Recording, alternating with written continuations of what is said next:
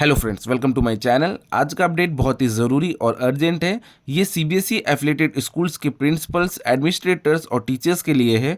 CBSE ने class 10th और 12th के बोर्ड एग्जामिनेशन जो कि 2026 में होने वाले हैं, उनको देखते हुए एक नया सर्कुलर जारी किया है, जो कि आपको ऑफिशियल सीबीएसई की ईमेल आईडी पे आपको रीजनल ऑफिस की तरफ से मिल जाएगा। ये सर्कुलर डायरेक्टली आपके ओएसिस पोर्टल से रिलेटेड है और इसकी डेडलाइन बहुत ही क्लोज है। तो चलिए बिना देरी किए देखते हैं इस सर्कुलर में क्या कहा गया है और हमें क्या क्या एक्शंस लेने हैं।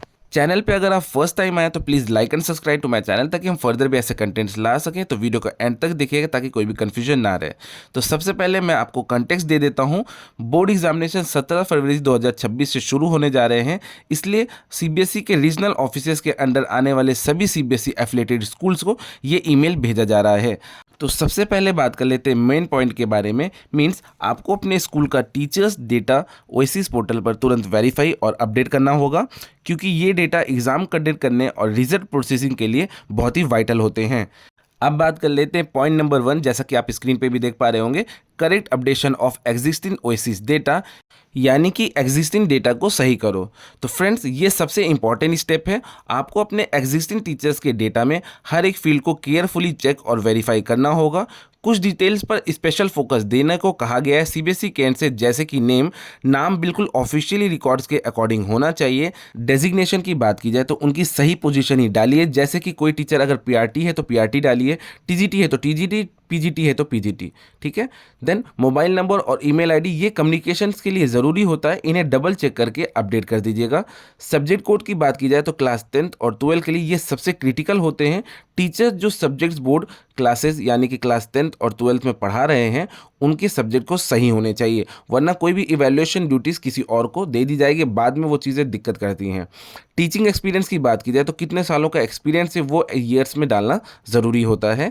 साथ ही साथ आपको ये चीज़ भी इंश्योर कर लेना है क्लासेस टॉट, यानी कि वो कौन कौन सी क्लासेस में पढ़ा रहे हैं। नेचर ऑफ जॉब की बात की जाए तो आपको ध्यान देना है कि टीचर आपके यहाँ पे रेगुलर है, कॉन्ट्रैक्चुअल पे है या पार्ट टाइम पे, ये क्लियरली मेंशन करना ज़रूरी है। और ये सीबीएसई ने इस ईमेल के थ्रू बताया भी है कि आपको ये सारी चीज़ें अपडेट करनी है।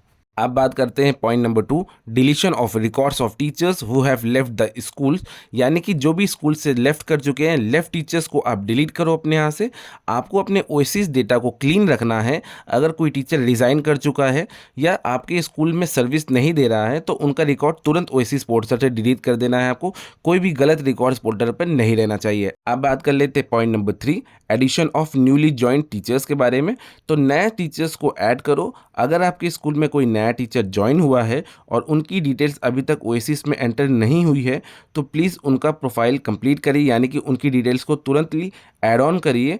कोई भी नया स्टाफ छूटना नहीं चाहिए। अब बात कर लेते हैं point number 4, coverage of all teachers teaching classes 10th and 12th, यानी कि ये पॉइंट सबसे ज़्यादा जोर देकर बताया गया है कि आपको ये इंश्योर करना है कि आपके स्कूल में जो भी टीचर्स क्लास 10th और 12th को पढ़ा रहे हैं वो ओएसिस में ज़रूर हों। No teacher involve in teaching this classes should be remain unrecorded, यानी कि क्लास 10th और 12th में पढ़ाने वाले किसी भी टीचर्स का रिकॉर्ड मिस नहीं होना चाहिए। अब बात कर लेते हैं कंप्लाइंसेस एंड लीगल एक्शन के बारे में। तो सीबीएसई ने यह भी याद दिलाया है कि ओएसिस डेटा अपडेट करना स्कूल की रेगुलर रिस्पॉन्सिबिलिटी है। पहले भी एक सर्कुलर के रेफरेंस दिया गया है, जैसा कि आप स्क्रीन पे भी देख पा रहे होंगे। अगर आप ये करेक्ट डेटा अपलोड नहीं करते हैं तो इसे एफिलिएशन बायलॉज 2018 के क्लॉज 14.17 का वायलेशन माना जाएगा, और इसका मतलब है कि आपके स्कूल की एफिलिएशन पर प्रॉब्लम आ सकती है।